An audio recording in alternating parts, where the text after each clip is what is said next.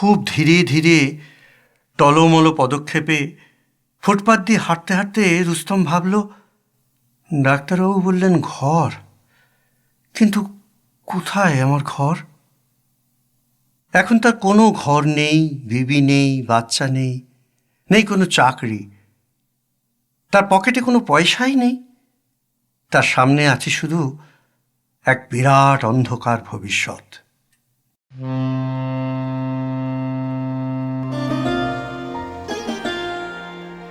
মনের বন্দরে দাঁড়িয়ে নোয়ার গল্প জাহাজ এখন শুধু গল্পের সাগরে পাড়ি দেওয়ার অপেক্ষা। এই ছাড়লো গল্প জাহাজ, উঠে পড়ুন শিগগিরই। রকমারি গল্পের ৭ সমুদ্র পেরিয়ে চলুন আমরা যাই অনন্য এক আনন্দ সাগরে। নোয়ার গল্প জাহাজ। গল্প জঞ্জাল বুড়ো, লেখক কৃষ্ণচন্দ্র, পাঠ সব্যসাচী দাশগুপ্ত। কিছুদিন আগেও ছোট্ট একটা ঝুপড়ি ছিল দুলারি আর রুস্তমের। তখন তাদের একটা বাচ্চা হওয়ার কথা। তারা দুজনেই ওই আগত বাচ্চার কল্পনায় কত খুশি হয়েছিল। দুনিয়ায় জনসংখ্যা অনেক হতে পারে, কিন্তু সে তো তাদের দুজনের প্রথম সন্তান। সে যে কি খুশির খবর! দুলারি খুব সুন্দর জামা সেলাই করেছিল বাচ্চাটার জন্য, আর ওই জামায় হাত বুলিয়ে রুস্তমের মনে হতো সে যেন তার বাচ্চাকে কোলে নিয়ে আদর করছে। রুস্তমের যখন প্রথম কিডনির অপারেশন হলো, তখন দুলারি নিজের গয়না বেচে দিয়েছিল, কারণ গয়না তো এই রকম সময়ের জন্যই, তাই না? কিডনির দ্বিতীয় অপারেশনের আগে দুলারির বাচ্চাটা নষ্ট হয়ে গেল। তা তো হবেই, দুলারিকে দিনরাত খুব খাটনি খাটতে হতো। তার জন্যই হয়তো এই বিপদ। মনে হয়েছিল দুলারির একহারা উজ্জ্বল শরীর এই কড়া খাটনির জন্য বোধহয় তৈরি হয়নি। আর এই জন্যেই ওই বুদ্ধিমান বাচ্চা মাঝপথেই সরে পড়েছে এই জঘন্য বিরূপ পরিবেশ আর বাপ মায়ের দুর্দশা আঁচ করতে পেরে। সে নিজেই বুঝেছিল এখন জন্ম নেওয়াটা তার উচিত হবে না। দুলারি কিছুদিন হাসপাতালে আসতে পারেনি। তারপর যখন খবরটা দিল, রুস্তম খুব কেঁদেছিল। কিডনির দ্বিতীয় অপারেশনের পর রুস্তমের চাকরিটা চলে গেল। দীর্ঘকালীন রোগ ভোগে বোধহয় এরকমই হয়। মানুষ তো যন্ত্রের মতোই। যদি কোনো যন্ত্র দীর্ঘকাল ধরে বিগড়ানো অবস্থায় থাকে, তাহলে তাকে একধারে ফেলে রেখে দেওয়া হয়, আর তার জায়গায় নতুন যন্ত্র এসে যায়। কারণ কাজ তো আর থেমে থাকতে পারে না, ব্যবসা বন্ধ হতে পারে না, আর সময় থেমে থাকতে পারে না। কিন্তু দুলারি হাল ছাড়েনি। সে তার স্বামীকে 4.5 মাস প্রাইভেট ওয়ার্ডে রেখেছিল। সবচেয়ে ভালো চিকিৎসা করিয়েছিল সে। এক এক করে নিজের ঘরে সব জিনিস বেচে দিয়েছিল, আর শেষ পর্যন্ত একটা চাকরিও নিয়েছিল। একদিন তাদের ফার্মের মালিককে নিয়ে হাসপাতালে এলো দুলারি। মালিক একটা রোগা পাতলা বেটির মতো লোক, মাঝবয়সী আর লাজুক। তাকে দেখতে শুনতে কোনো দোকানের মালিক বলেই মনে হয়। দুলারিকে ওই ফার্মে 200 টাকার মাইনে একটা চাকরি করতে হতো, কেননা সে তো খুব বেশি লেখাপড়া জানতো না। তার শুধু কাজ ছিল খামের উপর ডাক টিকিট লাগানো। যখন মালিক চলে যাচ্ছেন, তখন দুলারিও তার সঙ্গে চলে গেল। রুস্তমের মনে হলো আজ যেন দুলারি একটু অন্যরকমভাবে হাঁটছে। এক অদ্ভুত আত্মমর্যাদা প্রকাশ পাচ্ছে তার হাঁটা চলায়।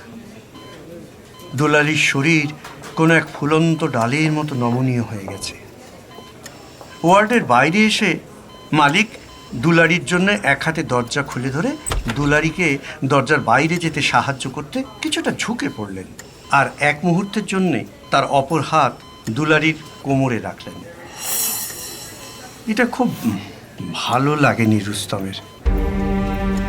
কি আর করা যাবে?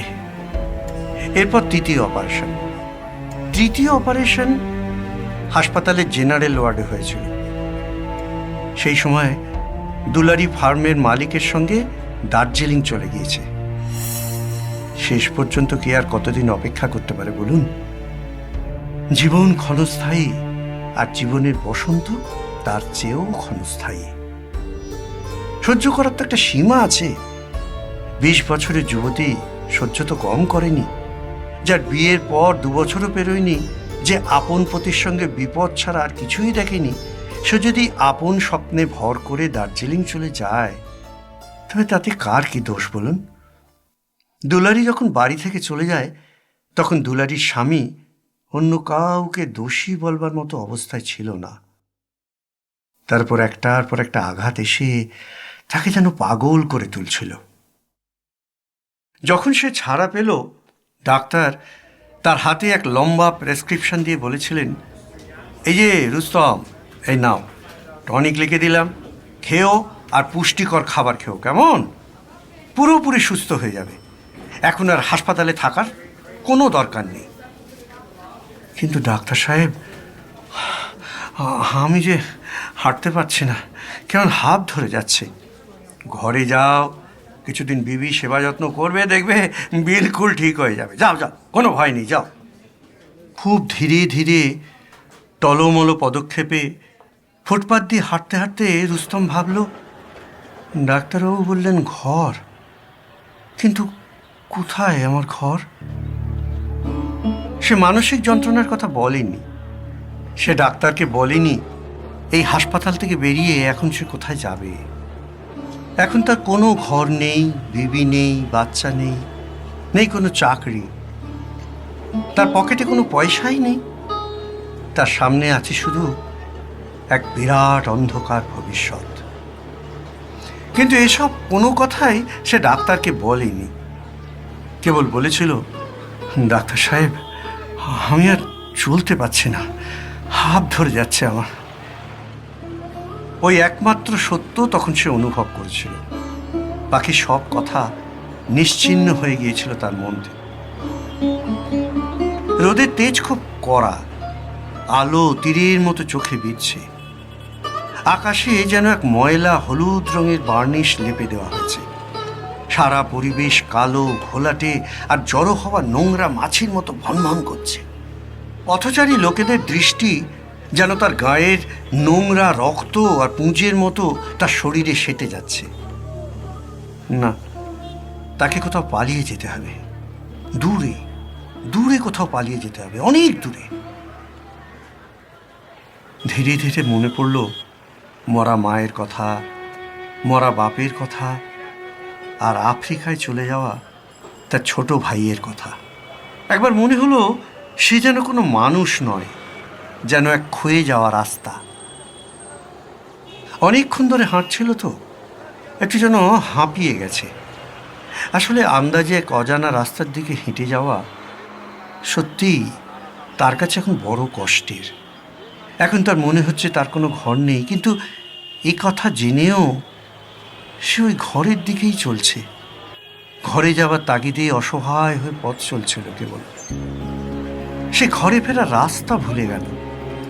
শরীরে এমন শক্তি নেই যে কোনো পথিকের কাছে রাস্তার খোঁজ নেয়, জেনে নেয় শহরের এটা কোন অঞ্চল। ধীরে ধীরে তার কানের মধ্যে ট্রাম আর বাসের আওয়াজ বাড়তে লাগলো। চোখের সামনেটা ফাঁকা হয়ে যেতে লাগলো। দেয়াল, বাড়িঘর সব যেন ভেঙে পড়তে লাগলো। বিজলি বাতির থামগুলো ঘেঁষাঘেঁষি হয়ে যেতে লাগলো কেমন। সে তার চোখের সামনে আধার আর পায়ের তলায় ভূমিকম্প অনুভব করল, আর হঠাৎই পড়ে গেল মাটিতে। যখন তার হুঁশ ফিরে এলো, তখন রাত হয়ে গেছে। এক ঠান্ডা অন্ধকার ছড়িয়ে পড়েছে চারিদিকে। সে চোখ খুলে দেখল যে জায়গায় সে পড়ে গিয়েছিল এখনো পর্যন্ত সেই জায়গাতেই শুয়ে আছে। তার 3 দিকে দেয়াল, আর চতুর্থ দিকে একটা পথ। দূরে কোথায় যেন গির্জার ঘন্টা বাজছে। রাত 3টে বাজল। সে ফুটপাতের উপর শুয়ে শুয়ে কনুইয়ের উপর জোর দিয়ে একটু উঁচু হয়ে এদিক ওদিক দেখতে লাগলো। পথ একেবারে খালি, আর ফুটপাতের আলো আধারিতে কোথাও কোথাও কমজোর বিজলিবাতি যেন ঝলমল করছে। কিছুক্ষণের জন্যে এই ঠান্ডা তার খুব ভালো লাগলো। কিছুক্ষণের জন্যে সে নিজের চোখ দুটো বন্ধ করে ভাবল সে বোধহয় কোনো দয়ার সমুদ্রে ডুবে যাচ্ছে। সে অনুভব করলো তার খুব খিদে পেয়েছে। অপারেশনের পরে এই হয়েছে এক মুশকিল, থেকে থেকে খুব খিদে পায়। এই সময় তার নাকে আসছিল নানা বিচিত্র গন্ধ, সুগন্ধের এক ঐকতান যেন তার চেতনায় ছড়িয়ে পড়েছিল। আর আশ্চর্যের কথা এই যে এই সুগন্ধ ঐকতানের এক এক সুরের আলাদা আলাদা অস্তিত্ব সে চিনে নিতে পারছিল। এটা হলো আমের গন্ধ, এটা পেয়ারার গন্ধ, এটা রজনীগন্ধার কলির গন্ধ, আর এটা হলো তেলে ভাজা পুরীর গন্ধ, এটা বোধহয় পেঁয়াজ রসুনে সাতলানো আলুর গন্ধ। এবার সে ডিম ভাজার গন্ধ পাচ্ছে। আরে এটা তো টমেটোর গন্ধ। এটা নিশ্চয়ই কোনো পচা ফলের গন্ধ। এ তো পেচ্ছাপের গন্ধ, বোধহয় জলে ভেজা মাটির গন্ধ আসছে কোনো জায়গা থেকে। নানা গন্ধের সমাবেশ থেকেই গন্ধগুলো আসছিল। এইসব গন্ধের প্রতিটি রূপ, ধরন, গতি আর উগ্রতা সে অনুভব করতে পারছিল। হঠাৎ সে বুঝতে পারল কি অসম্ভব খিদে তার সুপ্ত ঘ্রাণ শক্তিকে কিভাবে সজাগ করে দিয়েছে। বেশি ভাবনা চিন্তা না করে যেদিক থেকে তেলে ভাজা পুরি আর রসুনে সাতলানো আলুর গন্ধ আসছিল সেই দিকে শরীরটাকে ধীরে ধীরে টেনে নিয়ে যেতে লাগলো সে। কারণ তার তো এখন হাঁটবার সামর্থ্য নেই। প্রতি মুহূর্তে তার মনে হচ্ছিল সে যেন গভীর জলে ডুবে যাচ্ছে। আধবোজা চোখে নিজের প্রায় নির্জীব শরীরটাকে ঘষে টেনে যেদিক থেকে আলু পুরির গন্ধ আসছে সেই দিকে যাবার চেষ্টা করল। খানিক সময় পরে সে ওই স্থানে পৌঁছে দেখল পশ্চিমের দেয়াল আর তার সামনের ইমারতের পিছন দিকের পাইপগুলোর মাঝখানে 25-30 ফুট ব্যবধানে আবর্জনার একটা খুব বড় খোলা লোহার টব রয়েছে। রকমারি আবর্জনায় ভরা, পচা গলা ফলের খোসা, পাউরুটির ময়লা টুকরো, চায়ের পাতা, একটা পুরনো জ্যাকেট, বাচ্চাদের নোংরা ন্যাকড়া, ডিমের খোসা, খবরের কাগজের টুকরো, রুটির টুকরো, লোহার পাত, প্লাস্টিকের ভাঙা খেলনা, কড়াইশুঁটির খোসা, আর কলা পাতায় কিছু এঁটো পুরি আর আলুর তরকারি। পুরি আর আলুর তরকারি দেখে তার খিদেটা যেন আবার চাকার দিয়ে উঠল। কিছুক্ষণ সে তার হাতটাকে বসে রাখতে পারল, কিন্তু ওইসব সুগন্ধ যখন তার নাকে ঢুকলো তখন আগের ওই পুরি আর তরকারির খিদে জাগিয়ে দেওয়া সুগন্ধ তীব্র হয়ে উঠল আরো। রুস্তমের কম্পিত হাত কলার পাতা খাবলে নিল আর ওই পুরিগুলোর উপর ঝাঁপিয়ে পড়ল সে। পুরি তরকারি খেয়ে সে বারবার কলা পাতার পাতা চাটল। পাতাখানিকে চেটে এত সাফ করে দিল যে মনে হলো তা গাছের নতুন পাতা। কলার পাতা চাটার পর সে নিজের আঙুল চাটল আর লম্বা লম্বা নখের মধ্যে জমে থাকা আলুর তরকারি জিভের ডগা দিয়ে চেটে নিয়ে খেল। এতেও তার তৃপ্তি হলো না। সে দুহাত বাড়িয়ে আবর্জনা রাশি টেনে নেড়ে চেড়ে রান্না করা আলু, পটল, কুমড়ো যা পেল পাগলের মতো খেতে লাগলো। আটখানা টমেটো মুখে দিয়ে তার রস খেলো আরাম করে।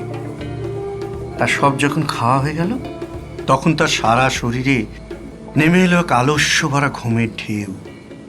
সে ওই টবের ধারেই ঘুমিয়ে পড়ল।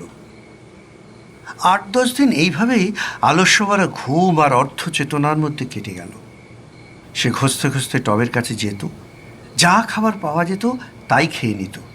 আর যখন খিদে জাগানো গন্ধের তৃপ্তি সাধন হয়ে যেত তখন তা ছাপিয়ে অন্য নোংরা গন্ধ উঠত। তখন সে আবার খুঁজতে খুঁজতে টব থেকে দূরে ফুটপাতের মোড়ে চলে গিয়ে পেছনের দেয়ালে ঠেস দিয়ে ঘুমিয়ে পড়ত। 15-20 দিন পর ধীরে ধীরে তার শরীরে বল ফিরে এলো। ক্রমান্বয়ে সে নিজের পরিবেশের সঙ্গে পরিচিত হতে লাগলো। জায়গাটা বেশ ভালো। এখানে রোদ নেই, আছে গাছের ছায়া। কখনো কখনো পিছনের ইমারত থেকে কেউ জানালা খোলে, আবার কেউ বা হাত ঘুরিয়ে নিচের টবে রোজ আবর্জনা ফেলে। এই আবর্জনাই ছিল তার অন্নদাতা। তাকে দিনে রাতে খাবার জোগাতো। এ ছিল তার জীবন রক্ষক। দিনে পথ মুখরিত হয়ে উঠত, খুলত দোকানপাট, লোকজন ঘুরে বেড়াতো, বাচ্চারা পাখির মতো কিচকিচ করতে করতে যেত পথ দিয়ে, আর স্ত্রীলোকেরা রঙিন ঘুড়ির মতো হেলে ধুলে চলে যেত। কিন্তু সে ছিল এক অন্য জগৎ। এই জগতের সঙ্গে তার কোনো সম্পর্কই ছিল না। এই জগতে কেউ ছিল না তার, আর সেও ছিল না কারো। এই দুনিয়ার প্রতি তার ছিল সীমাহীন ঘৃণা। ঘর, সংসার, কাজকর্ম, জীবন, সমাজ, সংঘর্ষ, এসব অর্থহীন শব্দ পচে গলে আবর্জনা রাশিতে মিশে গিয়েছিল। ওই দূরের জগৎ থেকে সে ফিরিয়ে নিয়েছিল তার মুখ। 15 ফুট লম্বা, 30 ফুট চওড়া ওই টব ছিল তার নিজের জগৎ। ধীরে ধীরে মাস আর বছর চলে গেল। সে ওই পথের মোড়ে বসে থাকতো স্মৃতিচিহ্নের মতো। কারোর সাথে কথা বলতো না, কেউ সাহায্য করতো না, কারো কাছে ভিক্ষাও চাইতো না সে। কিন্তু যদি কোনোদিন সে উঠে চলে যেত, তো সেখানকার প্রতিটি মানুষ এতে অবাক হতো, বিস্মিত হতো, বোধহয় কিছুটা দুঃখিত। সবাই তাকে বলতো জঞ্জাল বুড়ো, কারণ সবাই জানতো যে সে কেবল জঞ্জালের টপ থেকেই নিজের খাবার সংগ্রহ করে। আর যেদিন তার কিছু মিলতো না, সেদিন না খেয়েই ঘুমিয়ে পড়ত। বছরের পর বছর ধরে পথ চলার মানুষ আর স্থানীয় লোকজন তার এই স্বভাবের কথা জেনেছিল। তার জন্য যা কিছু দেবার তারা প্রায়ই জঙ্গলের স্তূপে ফেলে দিত। ময়লা আবর্জনার অতিরিক্ত অন্য খাবার জিনিসও প্রায় লোকে ফেলে দিত। কখনো আস্ত পুরি, কাবাব, অনেকটা তরকারি, মাংসের টুকরো, আট খাওয়া আমের চাটনি, ক্ষীর মাখানো কলা পাতা, ভালো মন্দ জিনিস জঞ্জালপুর এই টবের মধ্যেই পেয়ে যেত। কখনো কখনো ছেঁড়া পাজামা, ছেঁড়া জামা, প্লাস্টিকের গেলাস। এ কি শুধুই আবর্জনার টব? তার জন্যে এটা ছিল একটা খোলা বাজার, যেখানে সে দিনে দুপুরে সকলের চোখের সামনে গাল গল্প করত। যে দোকানে সে জিনিস কিনতে যেত, তারা তাকে বিনা পয়সায় দিয়ে দিত। সে বাজারের সেই ছিল একমাত্র মালিক। গোড়ায় গোড়ায় কয়েকটি ক্ষুধার্ত বেড়াল আর ঘেউ কুকুরের সঙ্গে তার ঝগড়া হয়েছে, কিন্তু মার মার করে সে তাদের ভাগিয়ে দিয়েছিল। এখন এই টবের একমাত্র অধীশ্বর সে। সবাই মেনে নিয়েছিল তার অধিকার। আর মাসে অবশ্য একবার কর্পোরেশনের লোকেরা আসতো আর এই টব খালি করে দিয়ে চলে যেত। জঞ্জালপুর কিছু বলতো না, কারণ তার জানা ছিল পরদিন থেকেই টব আবার ভর্তি হতে শুরু করবে। তার বিশ্বাস ছিল এই দুনিয়ার ভালো মন্দ শেষ হয়ে যেতে পারে, প্রেম শেষ হয়ে যেতে পারে, বন্ধুত্ব শেষ হয়ে যেতে পারে, কিন্তু আবর্জনা শেষ হয়ে যাবে না কোনো দিন। সারা দুনিয়া থেকে মুখ ফিরিয়ে নিয়ে সে বাঁচবার শেষ উপায় শিখে নিয়েছিল। সে যে বাইরের দুনিয়ার খবর রাখতো না তা নয়। যখন শহরে চিনির দাম বেড়ে যেত, তখন মাসের পর মাস আবর্জনার টবে মিঠাইয়ের টুকরো চেহারাও দেখা যেত না। আবার গমের দাম বেড়ে গেলে পাউরুটির একটা টুকরোও পাওয়া যেত না। অন্যদিকে যদি সিগারেটের দাম বেড়ে যেত, তখন এত ছোট্ট একটা সিগারেটের পোড়া টুকরোও পাওয়া যেত না, যা ধরিয়ে অন্তত একটু সুখ টান দিতে পারে সে। আবার বকরি ঈদের দিন যত মাংসের টুকরো মিলত, তা অন্য কোনো দিন পাওয়া যেত না। দেওয়ালির দিন তো টবের আলাদা আলাদা কোনি মিঠাইয়ের অনেক টুকরো পাওয়া যেত। বাইরের দুনিয়ার এমন কোনো ঘটনা ছিল না যার সন্ধান সে আবর্জনার টব থেকে না পেত। যদিও বাইরের দুনিয়ার প্রতি তার কোনো রুচি ছিল না, কারণ 25 বছর ধরে সে এক আবর্জনার টবের ধারে বসে বসে জীবন কাটিয়ে দিল। তার মাথার চুল শুকিয়ে ঝুলতে লাগলো বটগাছের ঝুড়ির মতো। তার কালো দাড়ি সাদা হয়ে গেল, গায়ের রং হলো তামাটে। নোংরা চুল, ছেঁড়া ন্যাকড়া আর দুর্গন্ধ ভরা শরীর নিয়ে পথচারীর কাছে এসে নিজেই যেন একটা জঞ্জাল টবের মতো হয়ে উঠল। কখনো কখনো সে অঙ্গভঙ্গি করে জঞ্জাল টবের সঙ্গে কথা বলতো। কাজেই জঞ্জাল বুড়োকে জঞ্জাল টবের সঙ্গে কথা বলতে দেখে লোকে একটু আশ্চর্য হতো বই কি। কিন্তু এতে আশ্চর্যের কি আছে বলুন তো? জঞ্জাল বুড়ো লোকেদের সঙ্গে কোনো কথা বলতো না, কিন্তু এদের আশ্চর্য হতে দেখে মনে মনে নিশ্চয়ই ভাবতো যে আজকাল এই সংসারে কে আছে যে অন্যের সঙ্গে কথা বলে একেবারেই কোনো স্বার্থ ছাড়া। কোনো না কোনো স্বার্থ মানুষের থাকেই। এই দুনিয়াটাই যে খুব বড় একটা আবর্জনার স্তূপ। এইভাবে দিনের পর দিন কেটে যায়। কত দেশ স্বাধীন হলো, কত দেশ পরাধীন হলো, কত সরকার এলো, যুদ্ধ হলো, কত কত কিছু চলে গেল। কিন্তু জঞ্জালের এই টব যেখানে ছিল সেখানেই আছে। আর তার কিনারে জঞ্জাল বুড়ো ওইভাবেই দুনিয়া থেকে মুখ ফিরিয়ে নিয়ে বসে আপন মনে বকবক করে আর জঞ্জালের টব হাতড়ায়। তারপর এক রাতে ওই অন্ধকার গলিতে যখন সে টপ থেকে কয়েক ফুট দূরে দেয়ালে পিঠ লাগিয়ে ছেঁড়া কাপড় গায়ে কুঁজো হয়ে ঘুমোচ্ছিল, তখন সে খুব তীক্ষ্ণ চিৎকার শুনে ঘাবড়ে গিয়ে জঞ্জাল টবের দিকেই তাড়াতাড়ি এগোতে লাগলো, কেননা তার ভেতর থেকেই ওই তীক্ষ্ণ চিৎকারটা আসছে। জঞ্জালের টবের কাছে গিয়ে সে টব হাতড়ালো। তার হাত নরম এক মাংসপিণ্ডে ধাক্কা খেল, আর একবার শুনতে পেল সেই তীক্ষ্ণ চিৎকার। জঞ্জাল বুড়ো দেখলো টবের মধ্যে পাউরুটির টুকরো, চোষা হাড়, পুরনো জুতো, কাচের টুকরো, আমের খোসা, বাসি চাটনি, ভাঙা বোতলের মাঝখানে এক নবজাত উলঙ্গ শিশু শুয়ে পড়ে আছে। হাত পা নেড়ে নেড়ে তীক্ষ্ণ চিৎকার করছে সে। কিছুক্ষণ জঞ্জাল বুড়ো আশ্চর্য হয়ে এই মানবটিকে দেখলো। বাচ্চাটি নিজের ছোট্ট বুকের সব জোর দিয়ে নিজের আগমন ঘোষণা করছিল। পুরো চুপচাপ হতভম্ব হয়ে চোখ বড় বড় করে এই দৃশ্য দেখতে লাগলো। তারপর তাড়াতাড়ি সামনে ঝুঁকে পড়ে জঞ্জালের টপ থেকে বাচ্চাটাকে নিজের বুকে তুলে নিয়ে তাকে ছেঁড়া ন্যাকড়া দিয়ে জড়িয়ে নিল। কিন্তু বাচ্চা তার কোলে গিয়ে কোনো মতেই চুপ করলো না। সে এ জীবনে সদ্য সদ্য এসেছে, তারস্বরে চিৎকার করে ঘোষণা করছিল নিজের ক্ষুধা।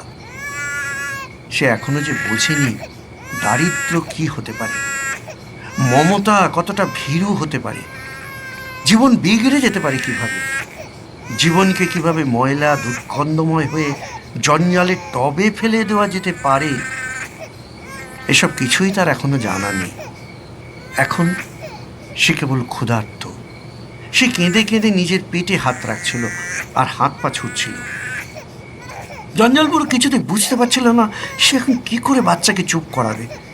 তার কাছে কিছুই ছিল না, না ছিল দুধ, না ছিল চুষি কাঠি। তার তো কোনো উপায়ও নেই।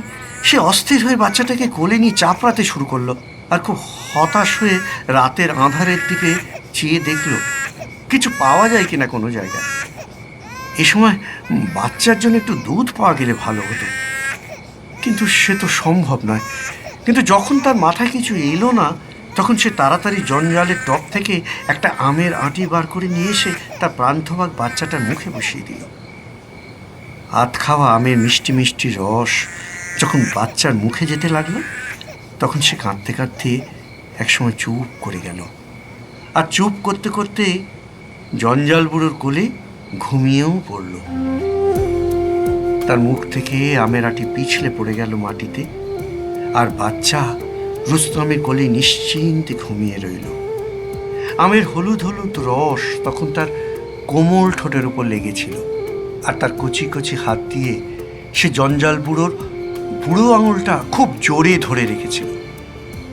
এক মুহূর্তের জন্য জঞ্জাল বুড়োর মনে হলো বাচ্চাটাকে এখানে ফেলে দিয়ে কোথাও পালিয়ে যায়। ধীরে ধীরে জঞ্জাল বুড়ো বাচ্চাটার হাত থেকে নিজের বুড়ো আঙুল ছাড়িয়ে নেওয়ার চেষ্টা করলো, কিন্তু ছোট্ট আঙুলে কি ভীষণ জোর। আঙুল দিয়ে জোরে ধরে রেখেছে রুস্তমের এই বুড়ো আঙুলটা। জঞ্জাল বুড়োর মনে হলো জীবন তাকে ফের ধরে ফেলেছে, আর ধাক্কা দিয়ে ওকে সরাতে পারবে না। হঠাৎ তার দুলারির কথা মনে পড়ল, আর মনে পড়ল তার সেই বাচ্চাটার কথা যে দুলারির গর্ভেই নষ্ট হয়ে গিয়েছিল। আর হঠাৎ জঞ্জাল বুড়ো পপিয়ে পপিয়ে কেঁদে উঠল। মনে হলো জীবন এক সমুদ্র, আর এই সমুদ্র জলে এত বুদবুদ নেই যা তার চোখের জলে ছিল। গত 25 বছরে যত ময়লা নোংরা তার সামনে জমেছিল, আজ যেন তা অশ্রুর তুফানের এক ধাক্কায় সাফ হয়ে গেল। সারা রাত জঞ্জাল বুড়ো ওই নবজাত শিশুকে নিজের কোলে নিয়ে অস্থির অশান্ত হয়ে ফুটপাতে পায়চারি করল। যখন সকাল হলো, সূর্যের আলো দেখা দিল, তখন পথচারীরা দেখল জঞ্জাল বুড়ো আর জঞ্জালের টবের কাছাকাছি বসে নেই, বরং পথের ধারে তৈরি হওয়া ইমারতের নিচে মাথায় করে ইট বইছে। আর ওই ইমারতের কাছে একটা লাল ফুল ভর্তি কৃষ্ণচূড়া গাছের ছায়ায় ফুলের নকশাওয়ালা কাপড়ে শুয়ে এক ছোট্ট শিশু মুখে দুধের চুষি কাঠি নিয়ে হাসছে আর হাত পা ছুটছে, হাসছে আর হাত পা ছুটছে। নোয়ার গল্প জাহাজ আপনার মনের বন্দরে। আজই সাবস্ক্রাইব করুন নোয়া গল্প জাহাজ, প্রেস করুন বেল আইকন।